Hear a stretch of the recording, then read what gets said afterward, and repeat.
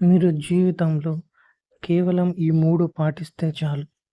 చాలా చిన్న వయసులోనే ధనవంతులు అవ్వడాన్ని ఖచ్చితంగా ఎవ్వరూ ఆపలేరు.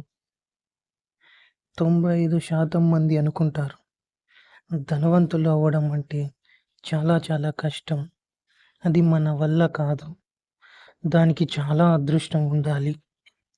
లేదా ముందే కోట్లకు కోట్లు ఆస్తులు ఉండాలి అని. కానీ నిజానికి ధనవంతులు కావాలి అంటే కోట్లకి కోట్ల ఆస్తులు ఇవేమీ అవసరం లేదు.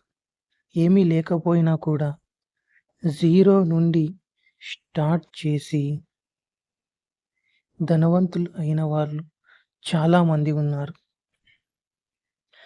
వారు ఎప్పుడు అలా అనుకోరు.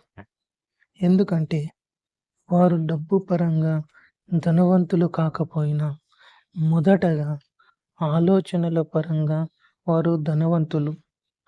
నిజమైన ధనం అంటే ఆలోచన. మనం ఏదైతే పెద్దగా ఆలోచిస్తామో అప్పుడు పెద్దగా ప్రయత్నిస్తాము. లేదా చిన్నగా ఆలోచిస్తే చిన్నగానే ఉంటాము. మనం ధనవంతులు అనేది మొదట మన ఆలోచనలో ఉండాలి. తరువాత ఆ ఆలోచనలు మనం ధనవంతులు కావాలంటే ఏమి చేయాలి? ఎలా చేయాలి? అనే మార్గాన్ని చూపిస్తాయి. అప్పుడు తెలివిగా, సంకల్పంతో, ఓర్పుతో, క్రియేటివ్ ఆలోచనతో మనం మన దారిలో ముందుకు వెళ్తే ఖచ్చితంగా చాలా చిన్న వయసులోనే తొందరగా ధనవంతులు అవ్వడం ఎవ్వరూ ఆపలేరు. కానీ చిన్న వయసులోనే ధనవంతులు కావాలి అంటే మాత్రం అన్నిటికన్నా ముఖ్యంగా ఈ 3 ఖచ్చితంగా ఎప్పుడూ తీరాల్సి ఉంటుంది. అవి నంబర్ 1 ఆదాయం పెంచే స్కిల్స్ నేర్చుకోండి.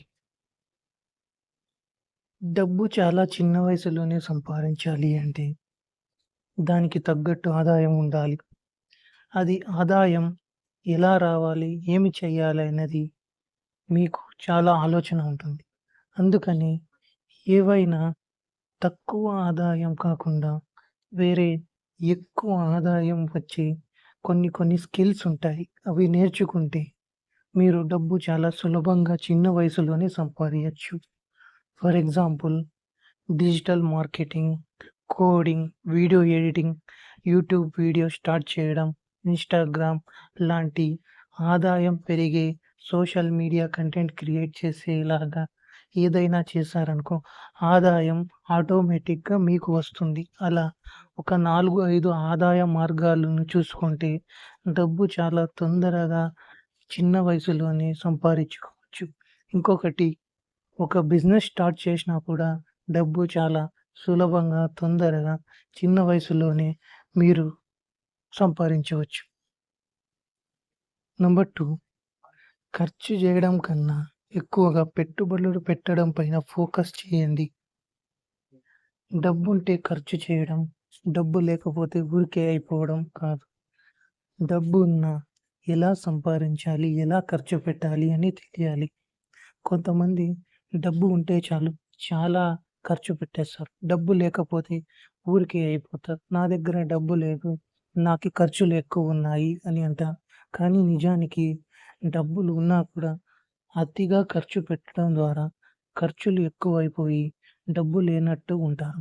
కానీ చిన్న వయసులో డబ్బు కన్నా ఎక్కువగా ఖర్చు చేయడం కన్నా ఎక్కువగా దేంట్లో అయినా పెట్టుబడులు పెట్టడం ఇప్పటి నుంచే ప్రారంభిస్తే మీరు కొంచెం వయసు పెరిగే కొద్దీ అది దానికి డబల్ అవుతుంది. అలా చిన్న వయసులోనే పెట్టుబడులు పెట్టడం ద్వారా, ఖర్చులు తగ్గించుకోవడం ద్వారా మీరు చిన్న వయసులోనే చాలా బాగా డబ్బులు సంపాదించి ధనవంతులు అవ్వడానికి చాలా చాలా మంచి అవకాశాలు ఉన్నాయి. నంబర్ 3 సమయాన్ని వృధా చేసే అలవాటు తగ్గించండి. మీరు ఎంత సమయం వృధా చేస్తే అంత బీదవారిగా ఉండిపోతారు. ఎంత పెద్ద వయసు వచ్చినా కూడా మీరు డబ్బు కోసం ఇంకా తాపత్రయపడుతూనే ఉంటారు. కష్టపడుతూనే ఉంటారు.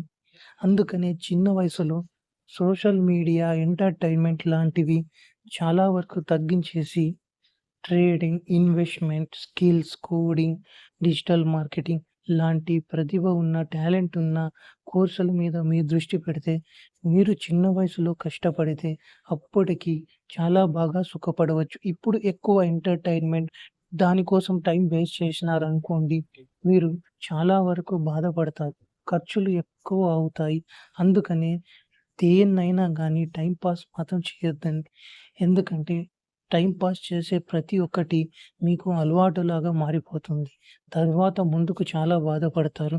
అందుకని మీరు ఆ సమయాన్ని దేంట్లో అయినా పెట్టినారనుకోండి, అది చాలా వరకు మీకు ఉపయోగపడుతుంది. మీరు ఇన్వెస్ట్‌మెంట్ చేయండి. ట్రేడింగ్ చేయండి. ఏదైనా కోర్స్ నేర్చుకోండి. దీనికి టైమ్ స్పెండ్ చేయండి. టైమ్ వేస్ట్ మాత్రం ఎప్పటికి అస్సలు చేయకండి.